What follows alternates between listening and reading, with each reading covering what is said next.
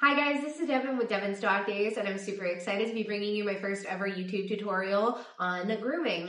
This is Jack. He's my miniature poodle in a pet personality trim, and I'm going to be going over the step-by-step process that I use to get him bathed, prepped, and groomed.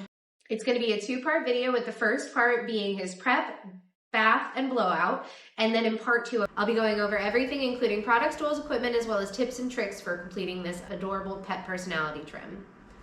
To get started, I'm going to go ahead and use my Reaktor set to a 15 to do his clipper work on his sanitary area. To make sure that he is completely safe when I do this, I like to trim in a diamond shape going out from the rectum. You don't want to place your clipper blade against it. It can nick them. You want to be careful. Generally, if this has happened, it's not a very scary injury. It's just not something you want to do, and also in an area that you don't really want to expose to bacteria. So here we go, starting at the top, just going right up and out, and then down and out. Now, if there's any hair that I miss here before the bath, I'll go back over it afterwards, but I like to shave the sanitary areas just in case there's any irritation. Then in the bath, the shampoo will have a moment to kind of like soothe that and calm the skin down, just in case. Next is going to be the sanitary underneath. Again, using a 15, I'm just going to go ahead and trim the areas under here around his penis. Here, bring him closer to see. Good boy.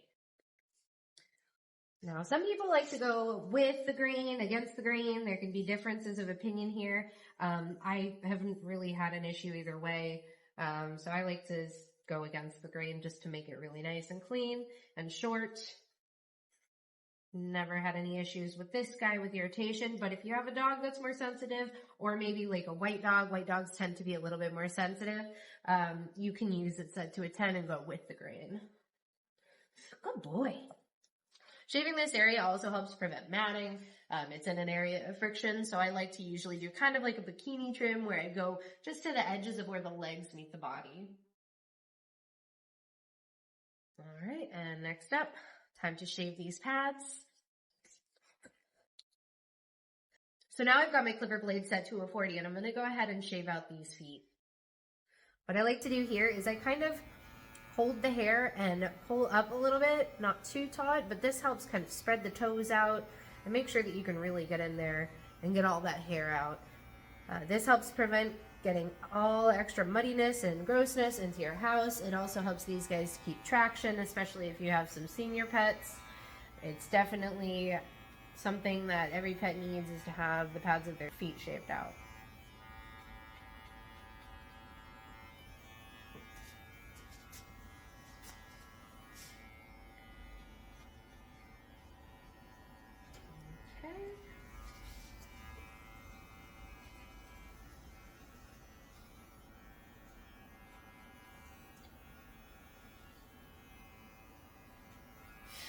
Perfect.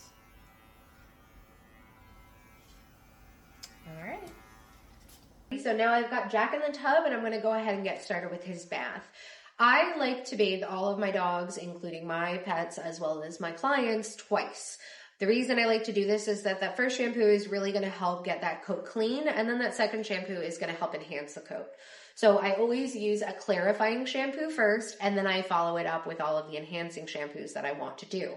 Today for Jack, I'm going to be using our Tsunami diluted into this mixing bottle. Tsunami is an amazing degreaser. It actually has vinegar in it. It deodorizes. It cleans incredibly, and it's going to give you a really nice clean base to go back in then with your enhancing shampoos, which for me is going to be Blanc and Vitalizante. Vitalizante is the one that I use for all of my pet grooming clients, all of the ones who want those really nice, fluffy, luxurious, poofy coats. Vitalizante is going to make them stand up. It's amazing. I absolutely love it, and it just gives that coat that structure that it needs. So let's get started.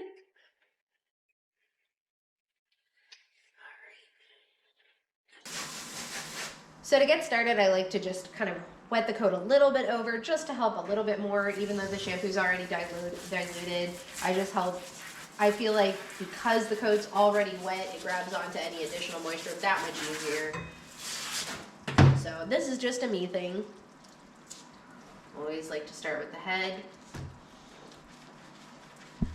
I personally don't use tearless shampoo. I just use whatever I'm using on their body, and I'm incredibly careful to make sure that I avoid the eyes completely and that I rinse them completely to make sure that nothing is left in the coat near the eyes and there's no risk to the pup's safety. Even tearless shampoos are not completely tearless. I've heard many nightmare stories about groomers getting even tearless shampoo into the eyes, and it can still cause damage. So make sure that no matter what you're using, you're super, super safe around your pup's eyes.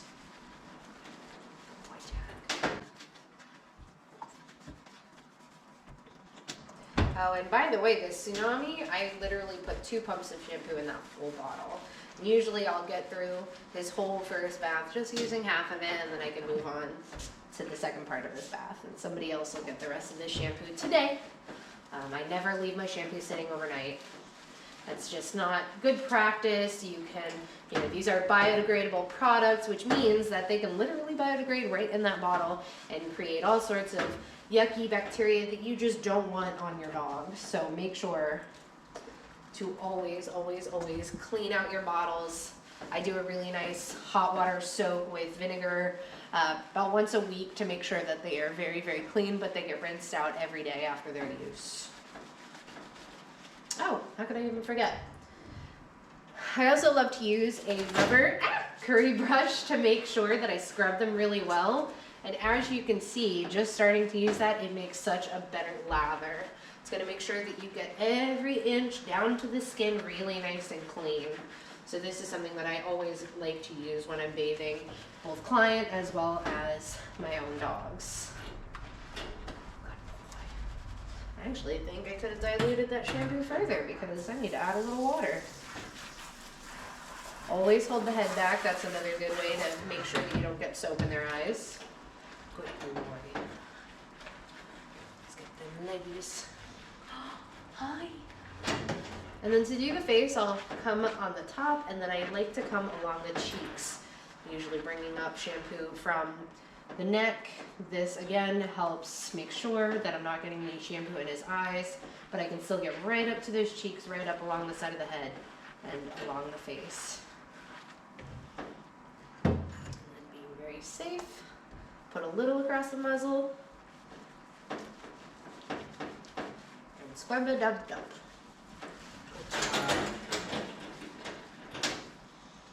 Here, he turned. Good. Good job, buddy. Oh. Ah. See, and this is why I should have been wearing my bathing apron. All right, save that for later today. Now I am going to go ahead and check his anal glands. I personally just like to express a little bit, make sure that they're not discolored and that they're not overly full. But for the most part, I let my dogs try and do it themselves when they go to the bathroom normally. Oh, his are pretty empty. Nice. So, the way that anal glands work in dogs is it's a scent gland that's in the back of their ears, and what happens is when they go to the bathroom, when they poo, it helps express them naturally, and this is a way of scent marking for dogs to share information. But it's super, super stinky and disgusting, and you don't want it in your house, and you don't want it on anything you own. So it is good to make sure to check them and make sure that the dogs are expressing them normally on their own, because they can have complications where they can get overfull and rupture, or they can get infected and need to be treated. So definitely ask your groomer if they've checked them, and if not, make sure that your vet does.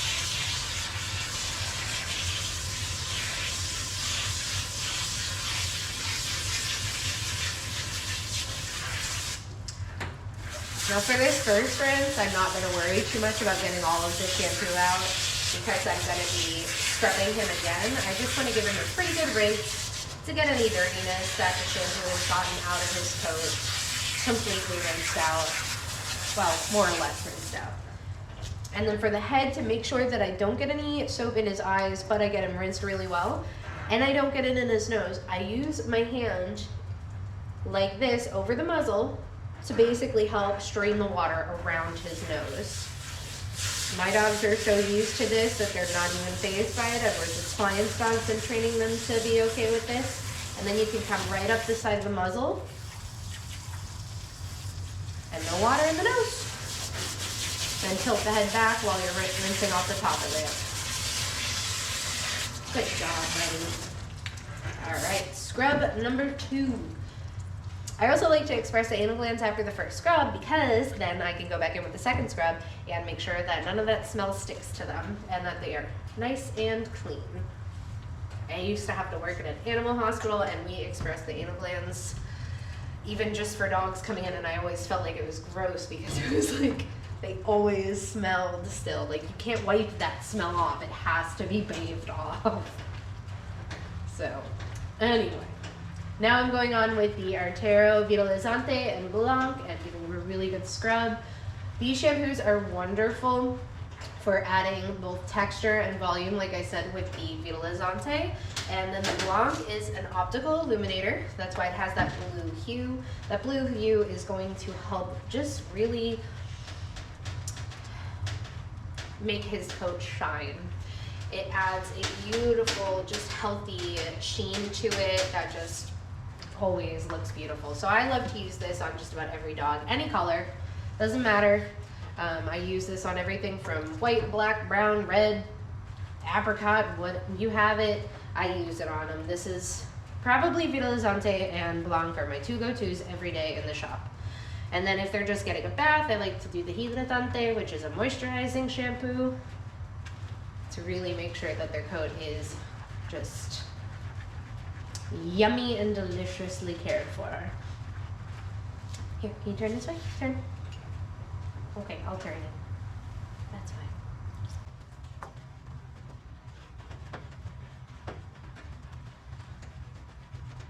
So that means this bath both only took 2 pumps of shampoo.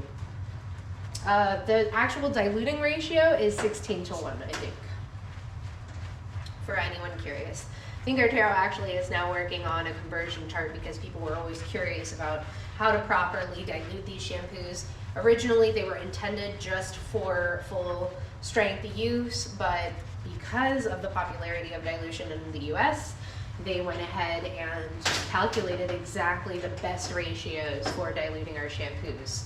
Because at the end of the day, they're a beautiful concentrate, and you know, watering them down sometimes can affect how well they work. But in my opinion, I have diluted my shampoos from ARTERO since I started using them 7 years ago, and I've never had any issues with my finished results. It's funny how those types of things are different from culture to culture. Because for ARTERO, they're in Europe, they're in Spain, and it's just a little different. Like over there, they don't use any 30 blades. They mostly just use 10s, which is mind-blowing when you come from here where we use like 30 blades under every attachment. Since I started working with the company, I actually started using my 15 blades more. Anyways. Good job. All right. And now I like to let that soak for, thank you for sharing, about 90 seconds, personal preference. I just, you know, want to give it a second to work into the coat.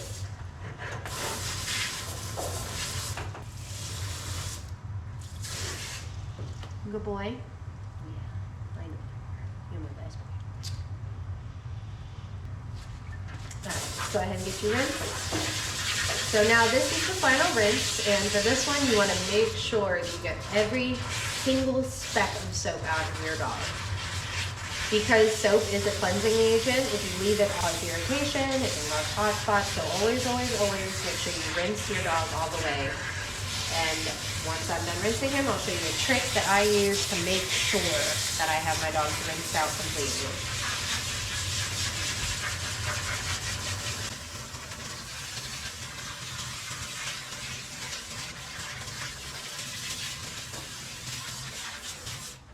Peter? All right, hold on.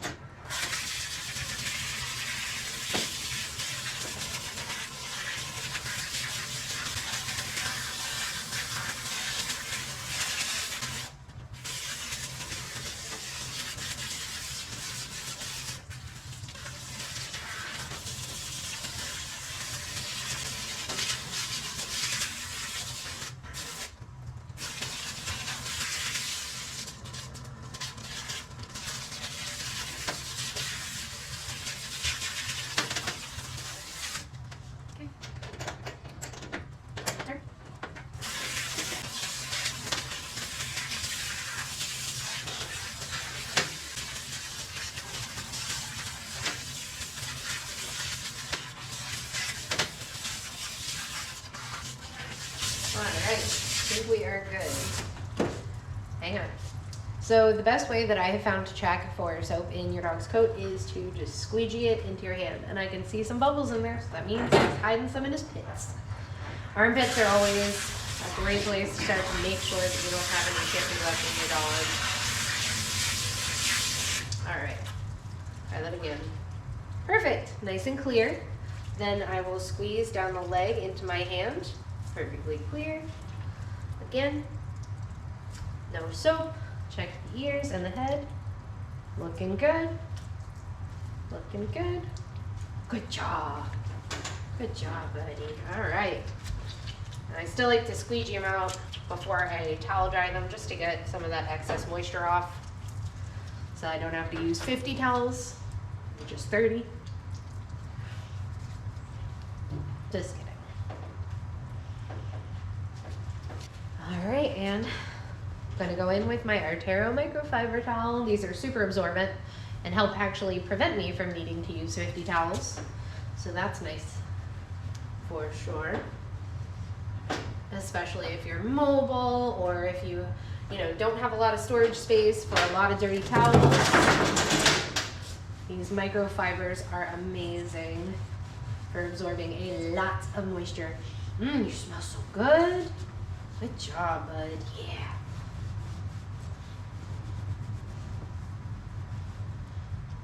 Good job. Hang on. Okay, what's it? Oh, good job, bud. Very nice. All right, hang on. So now is the part where I go in and clean out his ears. I like to do this because if they get water in their ear canal during the bath, this is going to help evaporate that out of the ear canal. So I'm just doing the ARTERO Aurigel and doing a pump in each ear. In this size dog, you can do about a half a pump to 1 pump, and then in large dogs, you can do 1 pump in each ear. So a little goes a long way. And then just wipe those ears out. Get rid of any excess and wipe out any dirt. Currently out of cotton balls, so don't mind the tissue. And that is our bath. So next up, we'll be moving on to drying. Alrighty, now that we're done with our bath, we're gonna go ahead and get started on drying. First step to drying is my force dryer. This is gonna help remove about 80 to 90% of the moisture from his coat. That's what I'm going for. And that way it takes a lot less time to fluff dry afterwards with the heated drying element. These guys can be a little noisy, so to help keep Jack calm and comfortable, I'm gonna be using what we call a happy hoodie, or ear muffs. These are wonderful for helping keep your dog's ears protected and to make sure that they are comfortable and that this process is stress-free as possible. So here we go.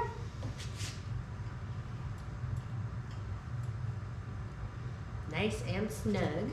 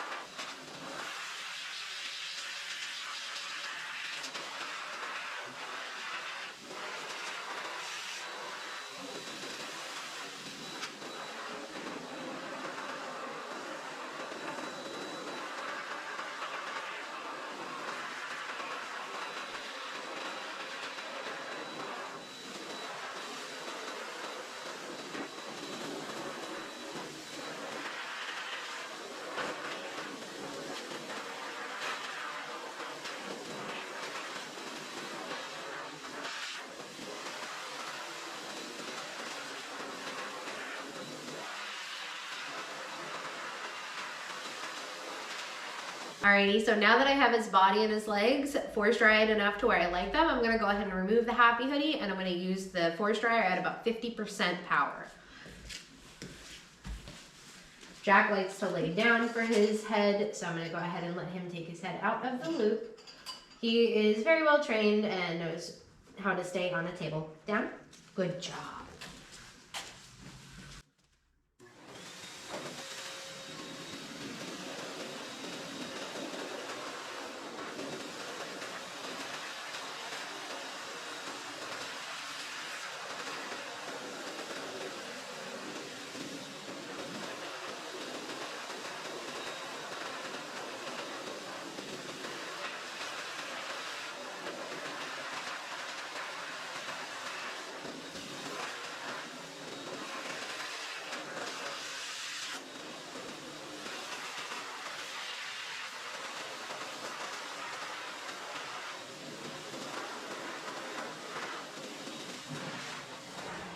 Alrighty, and so now that we are done with the force drying, we're gonna go ahead and bring in our heated drying element. Normally I have a stand dryer. Today I'm gonna be using a handheld hair dryer. Don't cringe when you see how I hold it with my neck. It is an old dog show people trick, and no, I don't recommend it, and neither does your chiropractor. Side note, ARTERO is coming out with a new piece of equipment that's gonna fix those problems for us dog show people. Tencher holding the phone.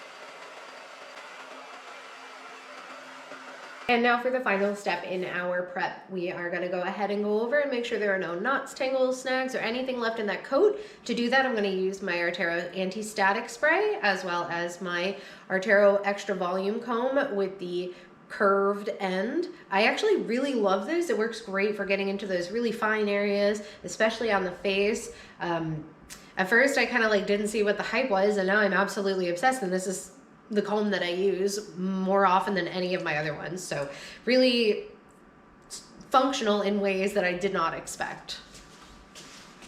All All right, so easy to do, easy to use. All you do is mist it over the coat. And what it does is it actually helps keep the hair from sticking back to itself. Every dog's coat has some static to it, and what that does is it makes the hairs come together and stick, which means you have to keep combing and combing and combing to get them to stay apart. What anti-static does is it makes sure that they stay apart and they don't stick back together. So it's a big, big time saver. Fantastic to use for both just bath dogs to make sure that you have combed through them properly and correctly, and then great for your grooming. See, look, there we go, we got a snag.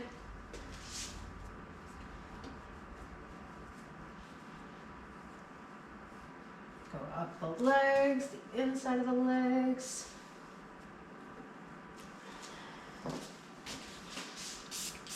The front legs.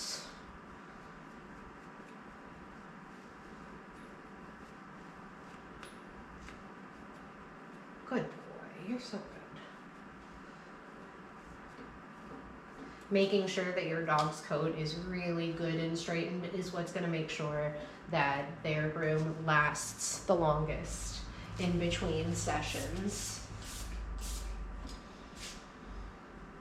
It's going to prevent matting and faster, tangling faster. You got to do it. Without a good comb through, you got nothing. Because if there's one little tangle in there, it's going to turn into a mat within a week. If not a couple days.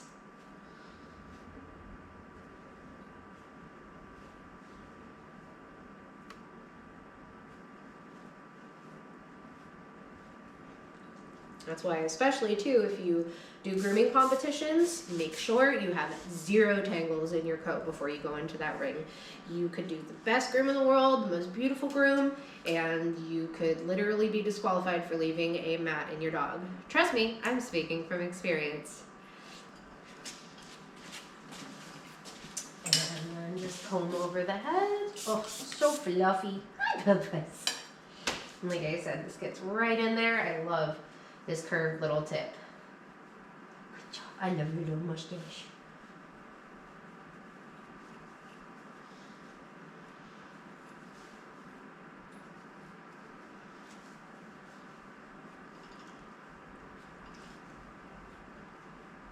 Good job.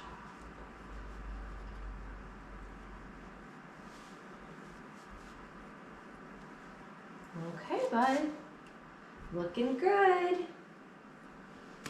So that is our prep, and next up we're going to work on video part 2. We are going to go over everything about his groom. Stay tuned.